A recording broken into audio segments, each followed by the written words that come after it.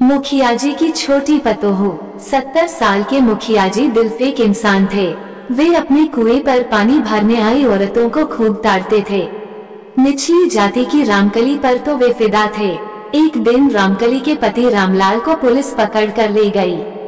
रामकली मुखिया जी के पास गई। आगे क्या हुआ? मुखिया जी थे तो 70 साल के, लेकिन उनका कलेजा किसी जवान छोकरे जैसा ही जवान था। उनके कुएं पर पानी भरने के लिए जब औरतें आती, तब वे हुक्का पीते रहते और उनको निहारते रहते। मुखिया जी को इस बात से कोई मतलब नहीं था कि कौन सी औरत उनके बारे में क्या सोच रही है। वे किसी औरत को कभी कनखियों से भी देखते थे। उनकी नजर हमेशा गांव की औरतों के घूंघट पर ही रहती थी। मुखिया जी हमेशा इस ताक में रहते थे कि कब पानी खींचने में घूंघट खिसके और वे उस औरत का चेहरा अच्छी तरह से देखकर तर हो जाएं। वे इस बात को जानते थे कि कोई औरत उन पर इस उम्र में दिलफेक होने का लांछन नहीं लगाएगी। अगर पानी भरने वाली औरत किसी निचली जाति की होती, तब तो मुखिया जी चहक उठते। सोचते, भला इसकी क्या मजाल जो मेरे बारे में कुछ भी कह सके।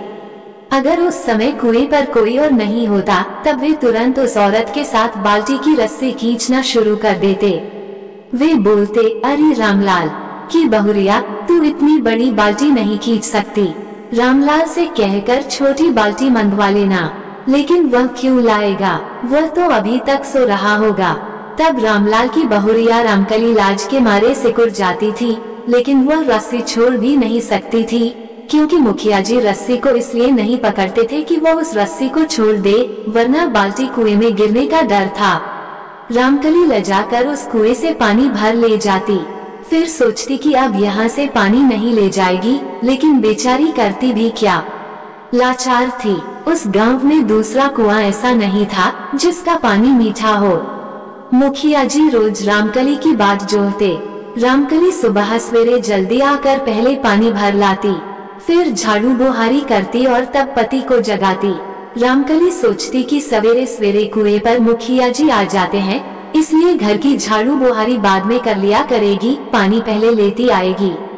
अगले दिन जब रामकली भोर में मुखिया जी के कुएं पर पानी लाने गई, तब मुखिया जी हुक्का छोड़कर उसके पास जा पहुँचे और बोले, रामकली, आजकल तुम बड़ी देर से आती हो।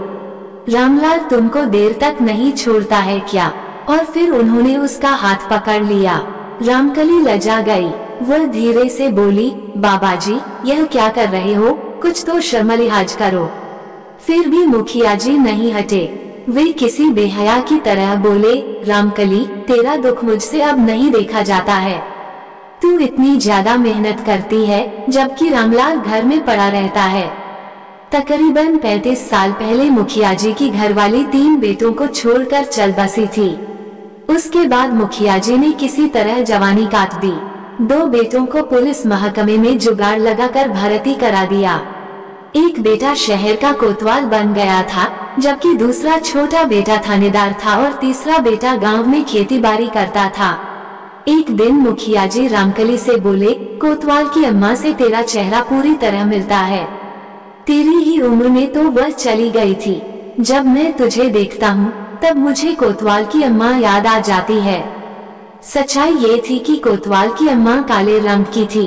वो मुखिया जी को कभी पसंद नहीं आई थी, जबकि रामकली गोरी चिट्टी और खूबसूरत होने के चलते उनको खूब अच्छी लगती थी। जब रामकली कुएं के पास आती, तब मुखिया जी अपनी घोड़ी के पास पहुंचकर कहते, आज तो तेरे ऊपर सवारी करूंगा। मुखिया जी इसी तरह के और भी फिक्रे कसते थे। तब बेचारी रामकली लाज के मारे सिकुड़ जाती। वह सोचती कि बूढ़ा पागल हो गया है। एक दिन रामकली ने सहम कर अपने पति रामलाल से कहा, सुनो जी, ये मुखिया जी कैसे आदमी हैं? हर समय मुझे ही निहारते रहते हैं। तब रामलाल खड़ा हो गया और बौखला कर बोला, देख रामकली, तू अपने आप को बड़ी सुंदरी समझती है, बड़े बूढ़ों पर भी आरोप लगाने से नहीं चूकती है। आगे से कभी ऐसी बात कही तो समझ लेना। मुखिया जी के पास तो इलाके के दारोगाजी, तहसीलदार सभी आते थे। गांव वालों का काम उन दोनों के दफ्तरों से पड़ता है। अपना काम निकलवाने के लिए मुखिया जी सिपाही को भी दारोगाजी कहते थे। कोतवाल के बाप से दारोगाजी सुनकर सिपाही फूले न समाते थे। मुखिया जी का हुक्म मानने में वे तब भी नहीं हिचकिचाते थे। रामकली को देखकर मुखिया जी के दिमाग में एक कुटिल बात आई, क्यों न रामलाल को किसी केस में फंसा दिया जाए। जब रामलाल जेल में होगा तब रामकली मदद के लिए मेरे पास खुद ही चली आएगी। मुखिया जी ने उन सिपाहियों को समझाया, रामलाल देर रात कहीं से लौट कर आता है। ऐसा मालूम पड़ता है कि यह बदमाशों से मेलजोल बढ़ा रहा है, काम कुछ नहीं करता है, फिर भी उन सब का खाना पीना ठीक चल रहा है। ये सुनकर सिपाही चहक उठे।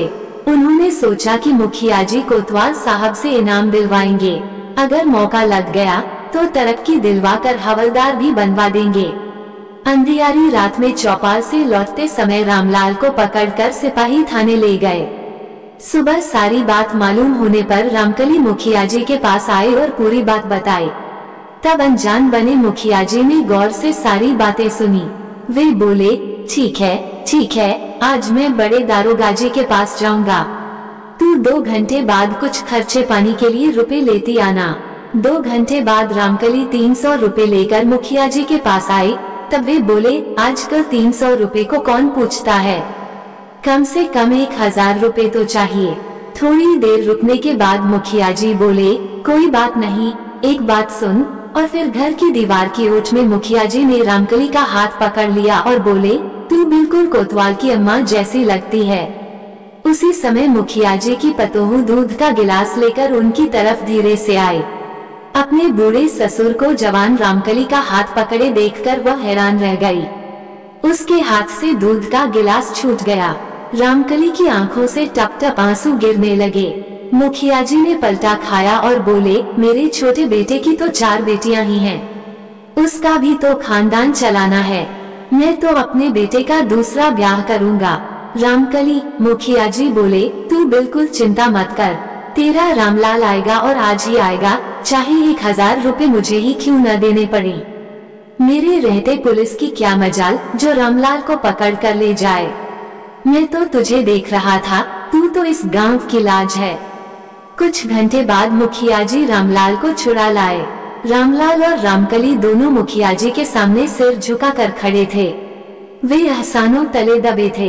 कुछ दिनों के बाद मुखिया जी ने अपने छोटे बेटे की सगाई पड़ोस के गांव के लंबरदार की बेटी से कर दी। बारात विदा हो रही थी। बारातियों में चर्चा थी, मुखिया जी को अपने छोटे बेटे का वंश भी चलाना है। दूसरी तरफ अंदर कोठे में छोटे थानेदार की बहुरिया टप टप आंसू बहाकर अपने कर्मों को कोस रही थी। उसकी 4 बेटियां अपनी सौतेली मां के आने का इंतजार डरते हुए कर रही थीं। आपको ये कहानी कैसी लगी हमें कमेंट कर जरूर बताएं। इसी तरह की अच्छी कहानियां आप यहाँ पर पढ़ सकते हैं। यहाँ उपस्थित शिक्षाप्रद कहानियां आपका मनोरंजन करने के साथ दिशा भी देंगी। तो बने रहिए हमारे साथ और हमारे प्रयास को सफल बनाएं।